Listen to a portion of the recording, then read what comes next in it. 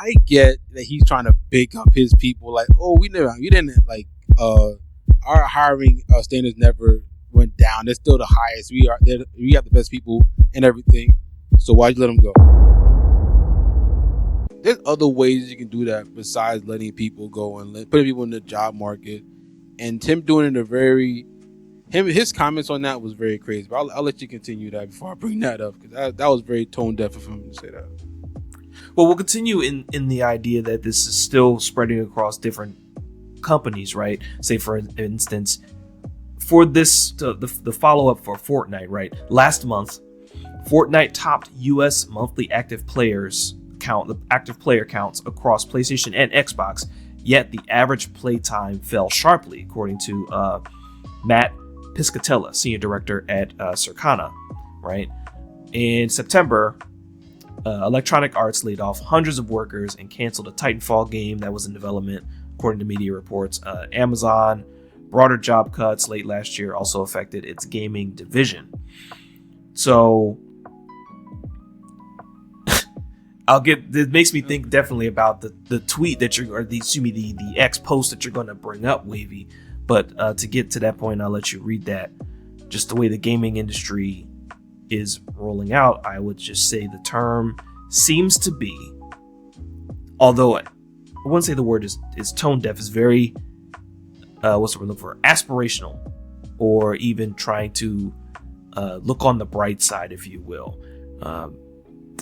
But go ahead, Wavy, with what the Epic Games CEO said out on social media.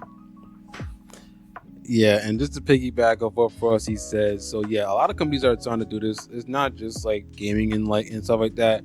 It's been tech too. And then if you saw one of our episodes before, Desert Skies did say if you want to know the future of the video game industry, just follow what the tech industry is doing, because they're basically cousins.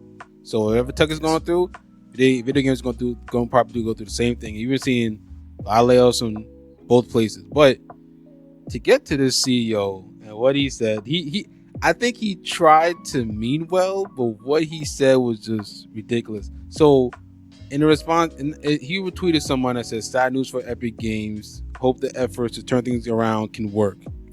And then it looks like he kind of responded to the tweet saying, "In the coming days, employers will see a stream of resumes of once-in-a-lifetime quality folks. An important thing to understand is that Epic never lowered our hiring standards as we grew. And the layoff wasn't performance-based right sizing as companies call it nowadays. It's a sound bet that anyone with Epic Games on their resume is the top few % of their discipline."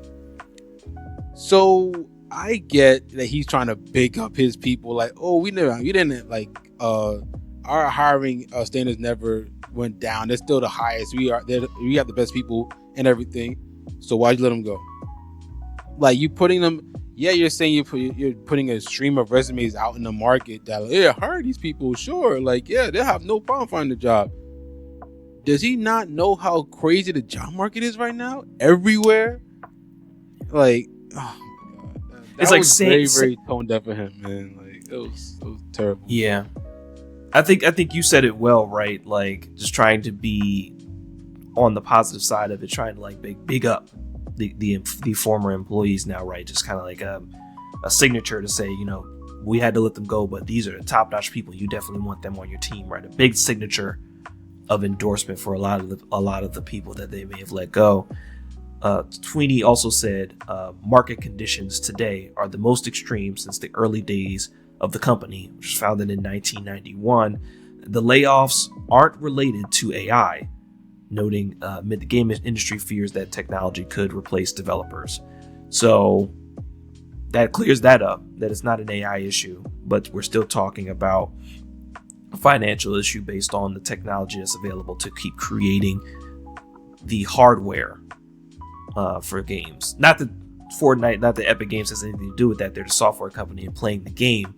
But we're talking about, as you mentioned, that Desert Sky said, if the technology is hitting the industry in a certain kind of way and it trickles down through trickle-down effect to the companies that provide games for the different hardware companies, different gaming consoles, things like that, It's inevitable, unfortunate choices that companies can make. That it could be better.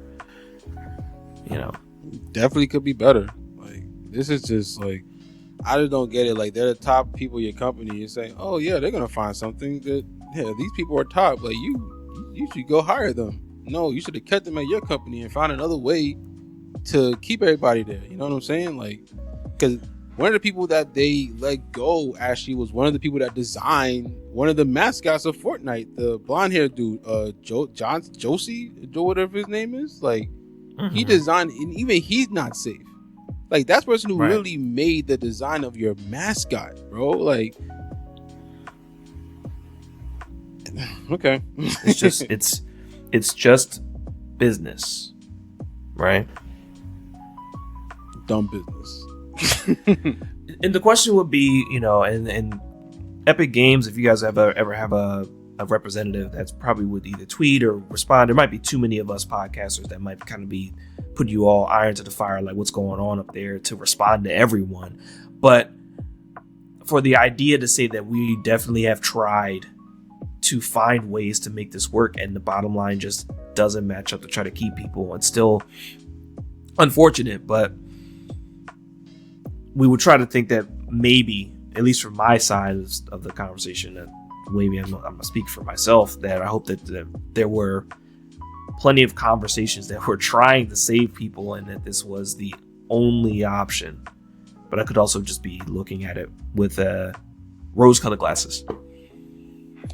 I mean, that's optimistic true, lens. but yeah, that's true and everything, you know, but I feel like they should, and maybe it's just a cultural thing, I don't know, but they should at least took a page out the book of an RP Satoru Iwata, the former president of Nintendo. Like talked about it on here before as well, where he basically chopped his salary in half during that year of like when the Wii U kind of launched. I think 2014, when the Wii U launched a couple years before that, and they saw that it was basically down in the hole. They're like, yo, let me take some salary off of me so we can give to these workers. So, because I think he's basically saying that they have work people that are like stressed about probably losing their job. They're not gonna be making the best product for you. I'm kind of reiterating, but that's pretty much what he said. So I think these people should have learned from that, but I don't think, maybe it's just a cultural thing. I don't know, because I don't know if they just don't want to give up that salary they have, which is probably a massive salary, so they could do it. But yeah, I don't know what's going on with that. Like RP Iwata, because that was the last person to do that, and Nintendo's still thriving. So yeah, they're in the hot seat too for various reasons. But for you and Noob, I know that. Yeah.